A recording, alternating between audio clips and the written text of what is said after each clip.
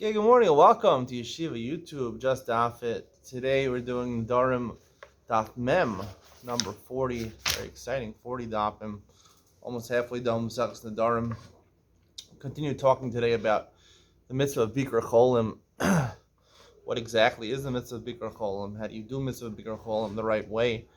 Some people will be shocked that the main part of Bikr Cholim is actually tefillah. Talk more about that today, especially in Yud Ben Zion. Let's start from the bottom of Lam Tem and Beis. The last line, in the middle of the line, Rav Chelbo Chalash. Rav Chelbo got weak. Now, he got sick. Weak is a little different. We don't know.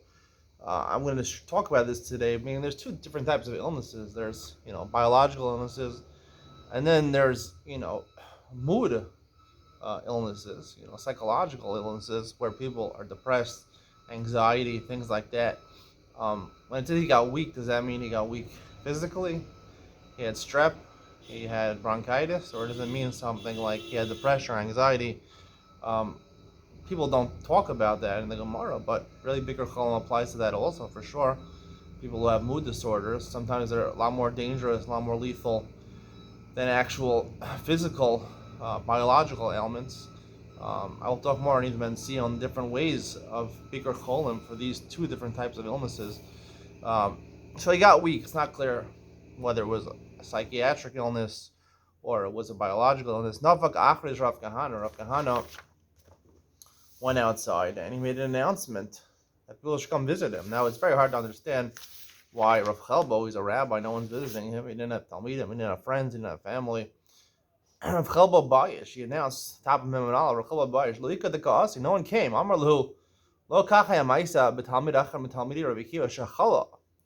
Lo Nichnesu Chachamim Levakro, Venichnes Rabbi Kiva. No one wanted to go visit him. Now, to me, if the guy was physically sick, he had the strep, he had a pneumonia or something like that, it's hard for me to understand that no one would come visit him. It seems to me that probably the Gemara is talking about a psychiatric illness where the guy went mentally insane and no one wants to visit him because no one wants to associate. There's a taboo associated with those people. We don't want to go near them. So that's what I would assume over here. Nonetheless, Rabbi Kiva, he said, I have to go visit him. Rabbi Kiva, not only did he offer him words of encouragement, he also cleaned the place. It was a dirty place that he was staying. He swept the rebates. He cleaned the floor with water. Here in Eretz Yisrael, people are very familiar with spongia. You clean the stone floors with water. In America, everyone has carpet. Either you vacuum or you get a carpet cleaner if you're rich. He swept the floor and he put water down and washed it with water. Because he did this chaya, he ended up living. He ended up getting better. Amalei Rebbe, the student Rabbi Kiva said, Rebbe Yechitani, you gave me life. Yatz Rabbi Kiva of Darash. Once Rabbi Kiva did this and he realized that he saved this person's life, anyone who doesn't visit sick people, it's like he is spilling blood. Anyone who visits a sick person causes him to live. Anyone who does not visit a sick person, he causes him to die. So the Gemara says this is a little strange. My grandma, how does he cause him to die when not visiting? If you meant to say, if you visit him, right? So when you visit him, you pray for him also. We're going to see it's very important to daven for the person. I think davening really means in front of him, right? When you're davening to God, you're showing him that you're on his side, that you're with him, that you're asking God to heal him. I think that's the ikar tefillah, should be in front of him. Even though I think lahalacha, it's the opposite. You're supposed to daven not in front of him, but I think personally it should be in front of him to encourage him. And then the person who caused him to die, he davened that he should die in front of him. The more question to the Shiyamos Takadai, is it possible to envision someone visiting a sick person and davening and the person should die? Someone doesn't visit him, right? What he's doing is he's not asking that he should live or that he should die. And that by not visiting him and not praying for him, he loses his morale and ends up dying quicker. There is such a thing. People die emotionally. Sometimes you have older couples where one spouse will pass away. They're very close to marriage, very close couple, and the other one will pass away right away. Hard to attribute it to physical causes, biological causes. It's really an emotional. Emotional. We're starting. I think the world is starting to realize the nature of emotional disease, psychiatric disease. Emotion plays a big part in people actually dying. Besides just the physical ailments itself, it's not necessarily just the physical cancer that kills somebody, or a heart attack that kills somebody, which can be attributed to biological causes. A lot of times, it's a combination of the physical causes,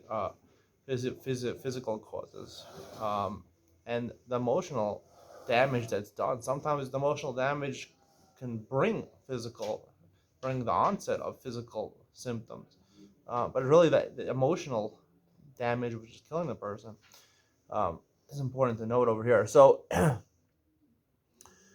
Rava Yoma Kadma the Chalish, Rava the first day he got sick. He says, don't tell people. He told his family, don't tell people. He didn't want to ruin his mazel. Now, what exactly does mazel mean? It means luck. We say en mazel Yisrael. Yisrael doesn't have mazel. The Gemara in Shabbos says he didn't want to ruin his luck. He didn't want to jinx himself. Um, I don't know if I believe in the concept of luck or bad luck or good luck. Meaning there is luck. Meaning things happen to a person without him causing them to happen. He gets lucky, wins the lottery. He didn't, because he chose the numbers, so he won the jackpot. That was worth $1 billion. It wasn't. It wasn't. And he got lucky. I mean, luck plays an important role.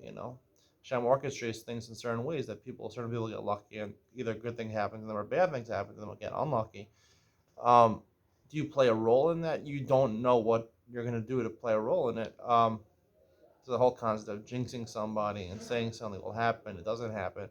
Oftentimes, it is a true concept that sometimes when people jinx someone and they mention something, it eventually either happens or it doesn't happen. Whether, if you mention something prematurely, maybe, there's a concept of people, when they're pregnant, not buying things before they give birth, because ayin hara or things like that. So there is a concept of luck and bad luck, and he felt. I'm not saying this is correct what he did, but he felt that by telling people about it, he would be like, begging for people to come and heal him, and sort of saying that it's up to you, not to God. So, that would ruin his luck. Mikan ve'elach. Not saying this is there any truth to it, or people feel there's definitely a sentiment in the world that people feel a lot of their a lot of things are totally in luck and chance, and you can do anything to better your chance. Like people do all these segulas nowadays. Even in Judaism, it's crept into Judaism. People do superstitions nowadays. They go to these ayin hara ladies. People go, they wear the red bendel around there. They wear kamiyah. I've heard stories, especially in the Haredi communities, Hasidic communities. They have people that are, apparently uh, special people, holy people, that their blessings or their curses could immediately have an effect on you. Um, I don't know if I believe this 100%, but people really believe this nowadays, especially Segula, down 4 days of the Kosel, say Tehillim twice on Rosh Hashanah night, and for sure you're going to have your Yeshua. I don't believe in these things, but I think that Hashem makes them true to a certain extent so that people will continue believing them and keep going in the wrong path, because Hashem brings the Yetzer Hara, wants to mechazik the Yetzer Hara. Yetzer Hara is very strong. You didn't realize that. It's very strong, a lot stronger than any physical strength that a human being is possible. It's really hard to beat the Yetzer Hara. So Hashem makes it in the world in certain ways where it appears these superstitions actually come true. Before I got married, I was very Haredi, and I saw all these other people using these superstitions. I figured I'll do it also. So I went one time. I felt it was important to go to Amuka.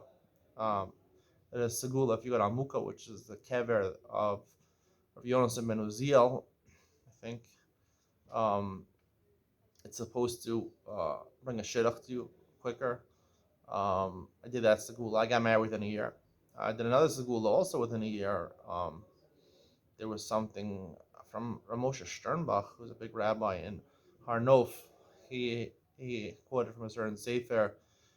I don't remember exactly what it was, but it seemed like, you go into a shul once a day, every day for 40 days. You go in at the same time. You daven mincha. You say uh, 1 day's worth of Tehillim. Tehillim is divided into 7 days worth. Say one, and you say it every day. You give it tzedakah before you come in, and tzedakah after you come in. And I arranged this deal. Me and someone else. He was married. He wanted to have success in his business that he was starting, and I wanted a shidduch. So he said, well, each do it for each other for 40 days. After day number 6, the guy comes to me and he says, I messed up. I forgot. Look, that's not fair. I was doing it. I wanted to get married. I guess he didn't care so much about his business. So, so I said, it's not fair. So I said, you know what? I'm going to continue for myself. I did it for him, but he messed me up. So I'm going to continue. So I did another, I guess it was 34 days for myself. I finished it. That was in the winter. I did that. And when I went home for Pesach, a girl I had gone out with, my wife, my present day wife. She called me. We had gone out before. We had gone out a couple years before. It didn't work out.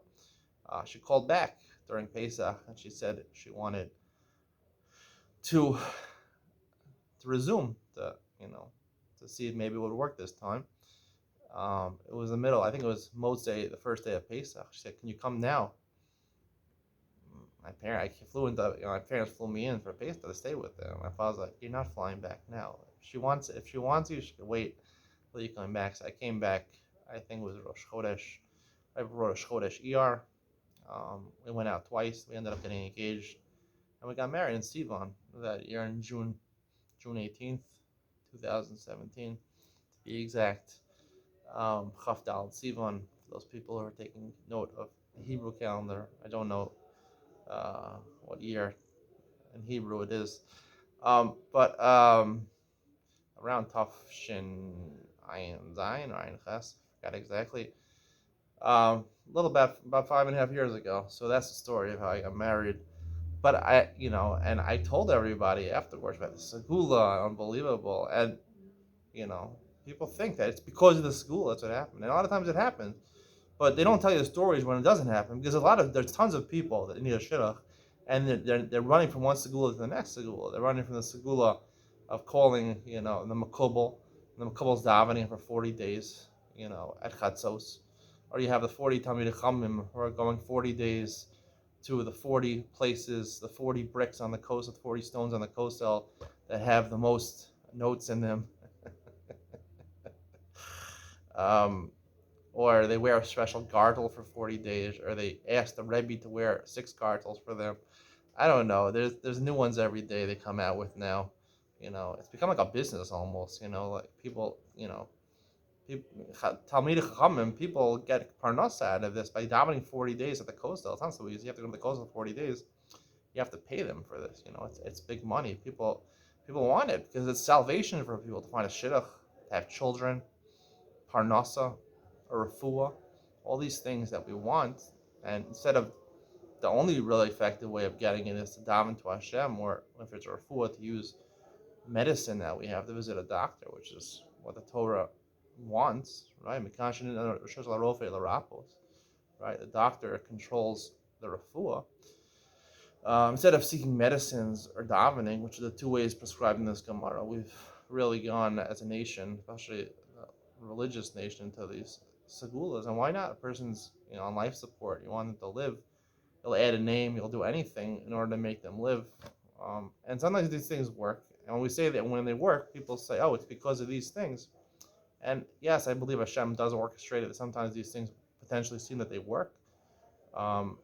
In order to keep people on the machazik these people on this wrong way, because if it didn't work at all, people would give up, and they wouldn't believe in these superstitions. But the reason some of these superstitions work or seem to work, Hashem wants to give the Yetzer Hara a fair opportunity. There's obviously a lot of times these things don't work, and you jump from one superstition to another superstition, and all the superstitions don't help. They don't tell you those stories. They don't tell you the stories in Pesach Kron's book or Living Amunah. They only tell you the stories where these segulas do work. That's why these books are very popular now. Nachman Seltzer, Living Segula, Living Amuna, Living Segula. Pesach Kron, all these stories about saying Kaddish or not say, they're nice stories, but don't, you hear the stories about 9/11 and all the stories that people didn't end up going to Manhattan that morning because this one, she wasn't wearing her shaitel, so she couldn't get into her house. She couldn't go outside to get a key from the neighbor, but she wasn't wearing her shaitel, so her husband had to come home with the key. Unfortunately, there's probably other stories like that where they didn't anticipate going into work, and yet they went into work on 9/11. Those are the stories they don't tell you. They only tell you the stories that corroborate that by doing an extra mitzvah or doing an extra chesed or being machmir and something, that's the reason I was saved. And that's the way these stories are set up to make you believe, right? Even though they don't say it explicitly, but that's the point of the story. It's because of this extra tzedakah that this person gave, or the extra chomer this person took upon themselves. Or if you light Shabbos candles 50 minutes before Shkia, then you're going to have a segula. Take on this extra chomer and sneas. We want this. We want someone to get a refuah shlema. So we'll cover not only till our elbows, we'll cover also our wrists. A woman will cover their arms. I don't believe in any of this stuff. I think it's about Zara, to be honest with you. Superstitions. But Hashem gives the ability for people to believe in it, and that's why sometimes it appears that it's successful or not. That's my opinion on it. But here, the Gemara talks about healing somebody. There's two ways. You can take medicine, and you can have people encourage you and make you feel better emotionally, and that's the point of Bikur Cholim. So the Gemara says, Mikan ve'elach, after that, Amar Lahun Poku v'achrizu b'shukah. He said afterwards, go out to the marketplace, to the public, the chol desaningly lichtili, and tell everyone that I'm sick. Why? People that hate me, they'll be happy. Hashem warns when your enemy falls down, don't be happy because you get happy. So I'll bring the punishment on you and I'll heal him. With the racham the boy racham, and someone who loves me, meaning who are my friends, they'll daven for me. Amarav Kol Mavakar is a chol anitzal medina shel Gehenim. Anyone who visits a sick person, he is saved from Gehenim. Shenemar Asher Maskil Al Dal B'Yom Ra Yimal Teyu Hashem. Fortunate is the one, or Asher doesn't mean fortunate. Asher means approval. Ishur, like here in Israel, Ishur. Iska Ushra. When you go to the store and you buy something and the credit card works, Iska Ushra, the transaction was approved. Asher Yeskil Kel Dal B'Yom Ra Yimal Teyu. Approved is the one who maskil, he thinks about a poor person. Yom Ra, the bad day, Hashem will save him. Ein dal elachola. Dal refers to a poor person, refers to a sick person. Midala yifseini.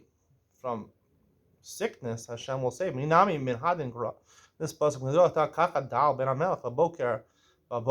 This is talking about Amnon before he was with Tamar. Why he was so sad? He was emotionally very sick. Right? He wasn't physically sick. He was emotionally sick because he wanted to sleep with his half sister, which he ended up doing. He ended up raping her. In Ra el Gehenim, Ra in the pasuk before, Asher Maskel Keldal Eldal Biyom Ra Yimalteyu. In Ra is Gehenim. Shenemar Kol Pal Hashem Laneu. In Hashem created was for his benefit. Begam Rasha Liyom Ra. Any evil person, he'll await the day of death, the day of badness, which is Gehenim. In Biker, if he does visit a person, Maschar, what's his reward? The Gemara answers mascharo. What's that? Kedamar needs someone to Gehenim. That's not enough of a reward. He doesn't have to go to Gehenim. You know, a bad Gehenim is. Elama scharo. I once heard a story from. It's a big rabbi, Rav Yosef Rosen. He was known as the some Eloi. What was his name? The Rogachover. Going. Apparently, I heard in high school from my Rebbe that he used to review the entire Shas in his mind in 10 minutes every morning. He was a genius. The rugged Sharvi Gaon. He was known as a genius. On Tisha B'Av, or I think during Avelos, I'm not sure, one of the two, both of the time, you're not allowed to learn Torah. He said, I don't care, I'm learning Torah, even though it's an Aveira. He says, I'd rather learn Torah today and go to Gehenim than not learn Torah. It's more pain for me not to learn Torah. I'll take the pain now I'll take the pain of Gehenim in the future, as long as I'm able to learn today. Now I don't know if he knew how bad Gehenim was, but apparently he understood what Gehenim was like. It was a worse Gehenim not to learn Torah for him. So, what's the schar? You get schar in Olam Ha. After you die, what's the schar in this world? Hashem Yishmareyu v'yichyeyu. pasuk says Hashem will watch him and give him life. Ushar ba'aretz v'altineo b'nefesh oivav. The Gemara darshans the pasuk Hashem yishmareu miyitzar hara. I'll save him from the yitzar hara in this world. V'yichyeyu mina yisurim. If he has suffering, Hashem will heal him from that. But ushar ba'aretz sheyol kol mischabdim bo. People will feel honored by him being in their presence. They will feel honored, right? V'altineo b'nefesh oivav sheyizam lo reyem kanaman sharipo et saraso. He won't have enemies. He'll have friends, right? Like Naaman had friends.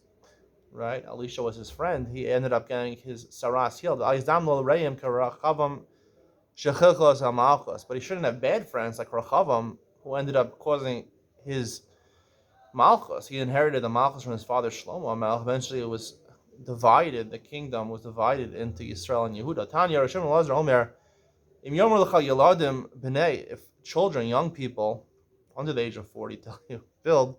There's a Canaan store, and people over the age of 40 tell you to destroy. Listen to the elders who have understanding of this world, and don't listen to the children. Building of young people, adolescents, or young people, young adults, is going to end up being destruction. Old people tell you to destroy, it'll eventually result in building. A similar davar, where do we know this from? Rechavam ben Shlomo. The story is that after his father died, Shlomo taxed people heavily to afford to build the Beis Hamikdash. After he died, they asked his son Rechavam to lower the taxes. Rechavam went to the elders. They said, listen to the people. And then he went to his friends. I guess he was younger than 40. I'm 40. That's why I'm saying that. He went to his friends and he asked his friends. The friends said, no, don't listen to them. You'll show them you're a weak king. And it ended up being, he didn't listen to them. And he made a higher tax for them. And it ended up they killed one of his officers, and they split the kingdom based on that. Amar Rav Shisha Breder Rav Idi Lalisod Inish Ksira Lobatas Shai Kad Ma'isa Latas Shai Bas Shai. So you shouldn't visit a sick person, not during the first 3 hours of the day of daylight, not during the last 3 hours of the day. In order that you shouldn't forget about davening. Why? In the morning, usually it does. Even sick people, they feel better in the morning. You see as well, you're not going to daven. Bryce Raisa talk of Chul last 3 hours of the day. I don't know if it means before daylight. I think it means before he goes to sleep, right? It gets sick, and then anyone who is sick, it's much worse at night. They're going to see it's too severe. They'll say there's no hope to daven for him. They're not going to daven. I'm a Rav. Baruch Hu himself sustains the sick person. Hashem supports a person on a bed when he's sick. I'm a Rav. Not only does he support him, his shechina, his presence, is above the head of the bed of the sick person. Al eres davai, like more darshans, al eres davai, literally on top of the bed of the sick person. Tanya Namihachi Abraisa states likewise. When you visit a sick person, you shouldn't sit on the bed that he's sitting in. And not on a stool or a bench, and not on a chair. Sounds like you should cover yourself in a talus and sit on the ground. The bed on top of the head of the bed of the sick person is a shechina. So if you're going to sit equal to the dead person, the sick person, you're showing that, it's belittling the shechina a little bit, because you're not going to cover the shechina. You're showing you're equal to the sick person who is accompanied by the presence of Hashem, equal to Hashem. You shouldn't be equal to Hashem. You should lower yourself and have hachana. You should have humility in front of Hashem. Amar Rav. This statement is not related to Bikur Cholim. It's brought in because it's the same person that said the previous statement. Mishra Marava Sadarava Pras. If there's rainwater in Marava there, it's Israel, according to most explanations, Sadarava Pras, right? Where are you going to see this extra water? Where is going to be proof that a lot of rain fell in Eretz Israel? So you're not living there, so how do you know a lot of rainfall fell in Eretz Israel? The Euphrates River, which runs through Syria and Iraq, it's near Israel, maybe one of the boundaries of biblical Israel. You're going to see a lot of water as they'll eventually make it over there, right? If it falls in Eretz Israel, eventually it'll be connected through different waterways, I guess through the Jordan River. I don't know exactly how the waterways work, and therefore it'll end up in the Euphrates. It'll swell in the Euphrates.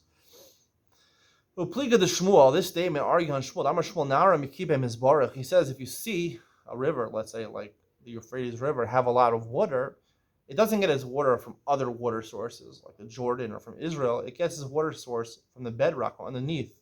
The Gemara says in other places when there's rainfall in a certain river, so therefore, or a river expands, it's expanding mostly from underneath because there's a lot of water underneath the ground. So therefore, it expands from under the ground. Upliga the Shmuel himself argued on the statement of Shmuel. Amar Shmuel, in a mime is harim bezochelin, ella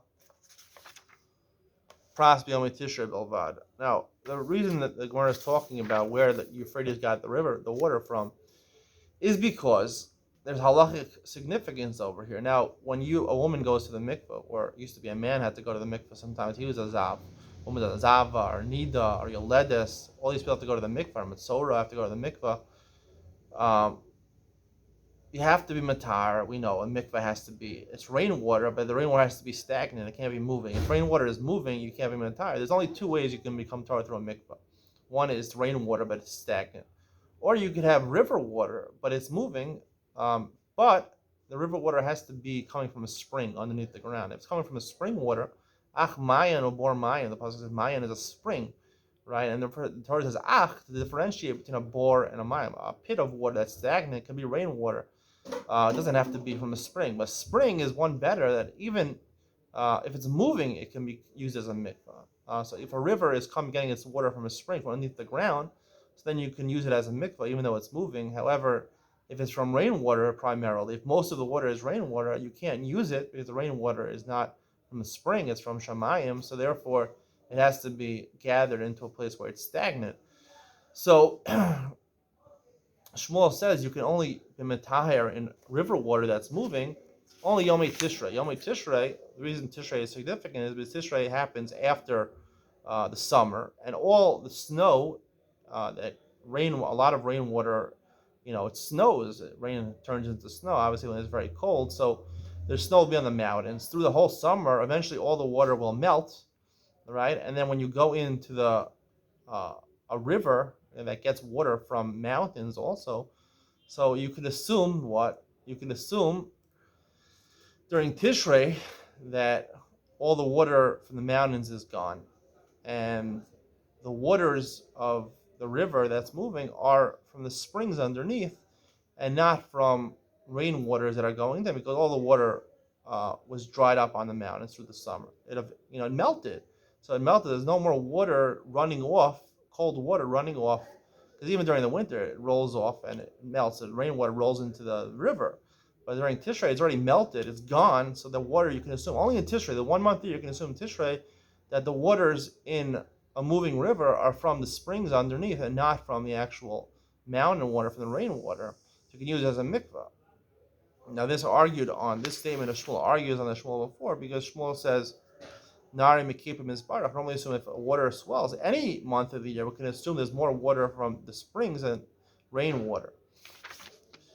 Avu the Shmuel, the father Shmuel, Avad Lahun Mikvos Apante B'Yom Yisrael Mafatzi B'Yom Tishrei. Avu the Shmuel likewise held like the second state of Shmuel. He made mikvos for his daughter. Now during the winter it was too cold, so they had mikvos indoors. Nisan, the weather was a little better. During the summer, the weather was a little better. Nonetheless, there was a concern that the rainwater from the mountains would run off the mountains while it was melting and go into the rivers, and it'll be mostly rainwater and not natural water over there. So therefore, B'Yom Nisan and throughout the summer, he would actually build outdoor mikvos with stagnant water. However, in Tishrei, like Shmuel said, he would allow them to go in to the rivers that had moving waters, because then we assume there's no rainwater. The rainwater is melted already; it's gone, and the water there is natural waters from the springs. And you can be matayr. You can use a mikvah. You just put mats underneath, so their feet wouldn't get dirty and be a chatzitza from the mud underneath, and therefore they had mats underneath, and therefore the moving waters they could use in Tishrei, like Shmuel said before. So machlok is how we paskin. Hope you enjoyed today's shir. Stay tuned for Ian Ben Sion. We'll talk more about the two types of sick people, Bikur Cholim, a new dimension. Ian Ben Sion coming up next.